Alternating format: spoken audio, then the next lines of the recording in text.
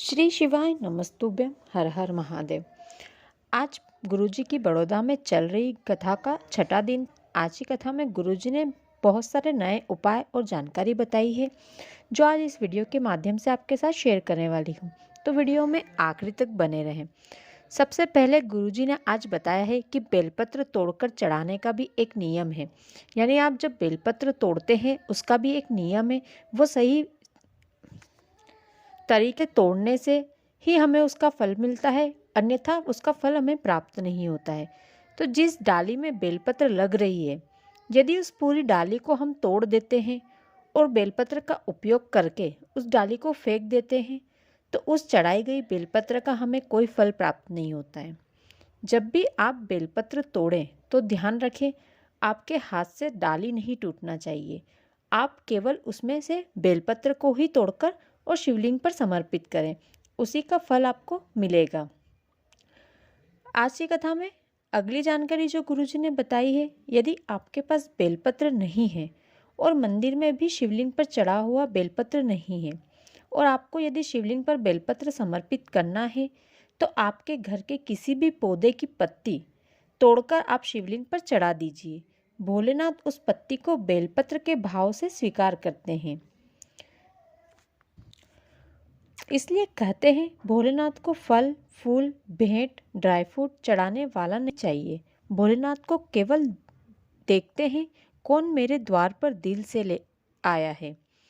यदि आपको कहीं फंक्शन में अतिथि में बुलाकर यदि श्रीफल दिया जाता है तो उस श्रीफल को आप वहीं छोड़ सकते हैं या अन्य किसी को भी वो श्रीफल दे सकते हैं या फोड़कर खा भी सकते हैं।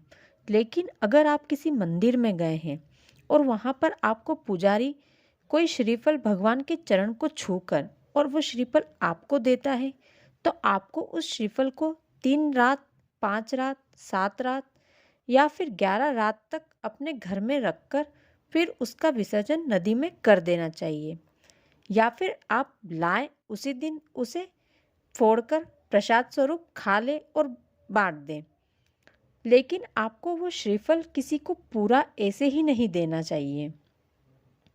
आज की कथा में अगली जानकारी जो गुरुजी ने बताई, यदि आप जिस मंदिर में जाते हैं उस मंदिर में यदि पशुपति व्रत का प्रसाद रखा हुआ है, कोई उसे ले नहीं गया है, पंडित जी भी नहीं है, तो आप वो प्रसाद सभी में प्रसाद स्वरूप वितरण कर दें या फिर गौ माता को खिला दें। लेकिन जो पशुपति व्रत कर रहा है वो अपना प्रसाद नहीं बांट सकता है, किसी और से अपना प्रसाद वो बंटवा सकता है। आज की कथा में गुरुजी ने बताया भस्म के बारे में। गुरुजी ने बताया है सबसे पहले भोलेनाथ ने भस्म के दर्शन किसको कराया था। प्रणद नाम के एक भोलेनाथ के भक्त थे। भोलेनाथ ने भस्म का सबसे पहला दर्शन अपने भक्त प्रणद को करवाया था। प्रणद ने वही भस्म उठाकर भोलेनाथ को पहली बार समर्पित करी थी और उसके बाद प्रणद ने महादेव से कहा, महादेव जो भी आपको ये भस्म समर्पित करे आप उसे परम सुख का आनंद दें, उसकी हर मनोकामना को पूरा करें। महादेव ने प्रणद को ये वर दिया, यदि आपको भोलेनाथ के मंदिर की चढ़ी हुई भस्म मिल जाए तो उसे अपने पास हमेशा संभाल कर रखें। यह भस्म कुबेर का भंडार भरने वाली होती है। जब आप किसी जरूरी काम के लिए जा रहे हैं तो उस भस्म का अपने मस्तक पर तिलक लगाएं या फिर अपने कंठ पर तिलक लगाएं और उस तिलक को लगाकर अपने घर से उस काम के लिए निकलें। निश्चित ही वह आपका कार्य अवश्य पूरा होगा। यदि आपके शरीर में कोई बीमारी होने लगी है, हाथ कंपन कर रहे हैं, पैर कंपन कर रहे हैं या शरीर का कोई भी अंग जो काम नहीं कर रहा है तो उस अंग पर उस भस्म को लगाया जाता है। यदि किसी को लकवा हो गया है तो भी उस भस्म का प्रयोग किया जाता है। ये भस्म विभिन्न प्रकार के आनंद का सुख प्रदान करती है। इसके बाद गुरुजी ने बताया माता पार्वती जी ने शिव जी को 7 चीज़ें समर्पित करी थी। उसमें पहला था जल, दूसरा था बेलपत्र, तीसरा था चंदन, चौथा आंकड़े का फूल, पांचवा धतूरा, छठा भस्म और सातवां था रुद्राक्ष। गुरुजी ने बताया शिवलिंग पर चढ़ा हुआ जल झेलकर अपने पात्र में जब वो जल झेला हुआ अवश्य लेकर आए, उसे अपने घर के सभी सदस्यों को दें। यदि आपके घर के बच्चे चिड़चिड़े हैं तो अपने बच्चों को भी उस जल का आचमन करवाएं और बाकी बचा हुआ जल अपने घर में छिड़क दें। शिवजी पर चढ़ी हुई बेलपत्र औषधि का कार्य करती है। शिवजी पर चढ़ा हुआ चंदन, यदि आपके व्यवसाय में कोई तकलीफ चल रही है तो उस चंदन को जल में डालकर उस जल का छींटा अपने व्यवसाय वाली जगह, यानी जैसे अपनी दुकान पर, फैक्ट्री के द्वार पर कर दें। आपको उसका फल अवश्य ही मिलेगा। आंकड़े का फूल रोगों को हरने वाला होता है। धतूरा सुख की अनुभूति करवाता है। आज की कथा में आगे गुरुजी ने बताया, भगवान और अपने गुरु के सामने हमें कभी भी अभिमान नहीं करना चाहिए, क्योंकि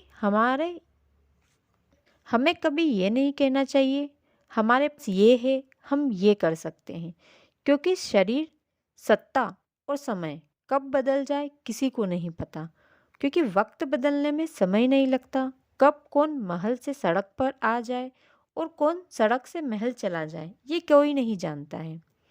अगली जानकारी, जिस घर के माता पिता शिवजी पर एक लोटा जल यदि चढ़ाते हैं तो उनके बच्चों का भी कल्याण होता है, उसका पुण्य उनके बच्चे को भी मिलता है। आज की कथा में गुरुजी ने बताया, एक महिला ने व्हाट्सएप पर सवाल पूछा कि आपने बताया है शिवजी के सामने प्रसाद हमेशा 3 हिस्से के करके रखना चाहिए, यदि हम कोई फल चढ़ा रहे हैं तो हम उसके हिस्से कैसे करें? तो गुरुजी ने इसका जवाब दिया है, यदि आप किसी प्रसाद के 3 हिस्से नहीं कर सकते हैं तो उस सामग्री पर एक बेलपत्र रखकर वो सामग्री शिवजी को समर्पित करें। उसके 3 हिस्से करने का आपको ज़रूरत नहीं पड़ती है और उस प्रसाद को आप ग्रहण कर सकते हैं। अगली जानकारी, शिव महापुराण कहती है, जितना भक्त भगवान के भजन करता है उसका दोगुना भगवान भक्त के लिए भजन करता है। ब्रह्मा जी हमारे भाग्य में जितना है हमें उतना देंगे, विष्णु जी हमारे कर्मों के अनुसार हमें देंगे, लेकिन महादेव हमारे दिल देखकर हमें चीज़ें देते हैं, वो दिल खोलकर देते हैं। आज की कथा की अगली जानकारी, जब हम शिवलिंग पर जल चढ़ाते हैं तो जल से शिवलिंग पर लगा चंदन धुल जाता है। उसी प्रकार जब हम शिवलिंग पर जल चढ़ा रहे हैं तो हमारे किस्मत में लिखा दुख भी धुल जाता है। आज की कथा का पहला पत्र जो गुरुजी ने पढ़कर सुनाया, घनश्याम जी ने दिल्ली से लिखा था। वे लिखते हैं, गुरुजी मुझे 15 साल से पथरी का इलाज चल रहा था। डॉक्टर ने मुझे ऑपरेशन का बोल रखा था और मुझे बताया था कि मेरे गुर्दे में पथरी है, यह आपको आगे चलकर तकलीफ दे सकती है, मेरे प्राणों को भी संकट हो सकता है। मैं शिवलिंग पर जल चढ़ाने लगा, उन पर चढ़ी हुई बेलपत्र लेकर आता और उस बेलपत्र को खाता। फिर कुछ समय बाद वापस से मैंने जांच करवाई तो डॉक्टर ने बताया मेरी 16 mm की पथरी नहीं थी, वो गल चुकी थी। मैं इस कथा में केवल बाबा को धोग लगाने आया हूँ, बाबा ने मुझे ऑपरेशन होने से बचा लिया। आज की कथा का दूसरा पत्र आशा जी ने बड़ोदरा से लिखा था। वे लिखती हैं, गुरुजी एक लोटे का जल का क्या बखान करूं। मैं बहुत समय से आपकी कथा सुन रही हूँ। एक दिन अचानक मेरे पति की तबीयत खराब हो गई। मैं एम्बुलेंस बुलाकर उन्हें हॉस्पिटल ले गई और डॉक्टर ने सारी जांच की, तब मुझे बताया इन्हें लकवा लग गया है। गुरुजी मानो मेरे पैरों के नीचे से ज़मीन चली गई हो। तभी मुझे ध्यान आया और मैं एक लोटा जल का लेकर शिव मंदिर चली गई। शिवजी को जल चढ़ाया, बाबा से अपने पति के ठीक होने की कामना की कि बाबा मेरा सिंदूर आपको बचाना है, और जल झेलकर लेकर आई और अपने पति को वो जला हुआ जल पिलाया। डॉक्टर अपना इलाज कर रहे थे और मैंने अपने पति को जल जो झेलकर लेकर आई थी वो पिलाया। बाबा ने ऐसी कृपा करी कि मेरे पति आज बिल्कुल ठीक है, स्वस्थ है, अपने पैरों से चल रहे हैं। तीसरा पत्र राजू जी ने नैना देवी शक्तिपीठ से लिखा था। वे लिखती हैं, गुरुजी एक लोटे जल का महत्व का वर्णन मैं क्या करूं, नहीं कर सकती। भतीजे के यहाँ बच्चा हुआ था, उसे आईसीयू में रखा था। 50% सांस ही थी उस बच्चे में, पर बाबा की कृपा से वो बच्चा बिल्कुल ठीक है। मेरी बहन का बच्चा नौकरी तलाश कर रहा था, इंटरव्यू दे रहा था, पर उसकी नौकरी कहीं नहीं लग रही थी। उसने मुझसे कहा, फिर मैंने उसे शिवजी पर एक लोटा जल चढ़ाने से कहा। इंटरव्यू वाले दिन और एग्ज़ाम वाले दिन बेलपत्र पर शहद लगाकर वाला उपाय करके जाने को कहा। वो शिव भक्ति में डूब गया। शिवजी का श्रृंगार करता, मंदिर की साफ सफाई करता, जल चढ़ाता, बेलपत्र लाकर चढ़ाता और अपनी पढ़ाई भी करता। फिर उसने एग्ज़ाम दी और उसकी पुलिस में सरकारी नौकरी लग गई। बाबा ने उस पर ऐसी कृपा करी। चौथा पत्र जो गुरुजी को मिला नहीं, गुरुजी ने केवल बोलकर सुनाया है। अहमदाबाद से एक बहन ने लिखा था कि गुरुजी, एक बार मेरे बेटे ने मुझसे कहा, सीहोर वाले महाराज कहते हैं कि एक लोटा जल चढ़ाओ बाबा सब देते हैं। माँ, आप भी जल चढ़ाओ बाबा, हमें अपना घर क्यों नहीं देंगे? और गुरुजी, फिर मैंने शिवजी पर जल चढ़ाना प्रारंभ किया और बाबा की कृपा ऐसी हुई कि मुझे महल जैसा घर मिला। बहुत बड़ा घर बाबा ने मुझे दिया है। बाबा ने मुझ पर ऐसी कृपा करी है। तो दोस्तों, ये थी आज की कथा की कुछ विशेष जानकारियाँ, नए उपाय जो गुरुजी ने आज की कथा में बताए हैं। आशा करती हूँ आपको वीडियो अच्छा लगा होगा। यदि आपको वीडियो अच्छा लगा हो तो वीडियो को ज़्यादा से ज़्यादा लाइक करें, अपने दोस्तों और परिवार के अन्य लोगों के साथ शेयर करें, ताकि वे भी आज की कथा में बताई गई इस जानकारी का, नए उपाय का लाभ उठा सकें। साथ ही मेरे चैनल को सब्सक्राइब कर लें, ताकि गुरुजी की होने वाली अन्य कथाओं की जानकारी भी आपको समय पर मिलती रहे। आज की कथा में गुरुजी ने बताया कि 12 दिसंबर से 18 दिसंबर तक माँ ताप्ती शिव महापुराण कथा बैतूल में मध्य प्रदेश में होने वाली है। इस कथा को सभी भक्त अवश्य सुने, इस कथा का लाभ सभी उठाएं।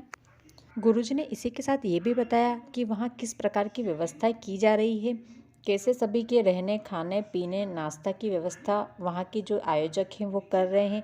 यदि आप भी वहाँ की सभी व्यवस्थाओं के बारे में जानना चाहते हैं, या फिर ये जानना चाहते हैं कि आप बैतूल तक कैसे पहुँचे, वहाँ की कथा का श्रवण कैसे करें, तो मैं उसका एक अलग से वीडियो बनाने वाली हूँ। यदि आपने मेरे चैनल को अभी तक सब्सक्राइब नहीं किया है तो सबसे पहले मेरे चैनल को सब्सक्राइब कर लें। जब भी मैं बैतूल में होने वाली शिव महापुराण का वीडियो बनाऊंगी तो उसका नोटिफिकेशन आप तक पहुंच जाएगा, उसकी जानकारी आप तक पहुंच जाएगी, ताकि आप भी उस इन्फॉर्मेशन को पढ़ सकें, जान सकें और वहां कथा तक पहुंच सकें।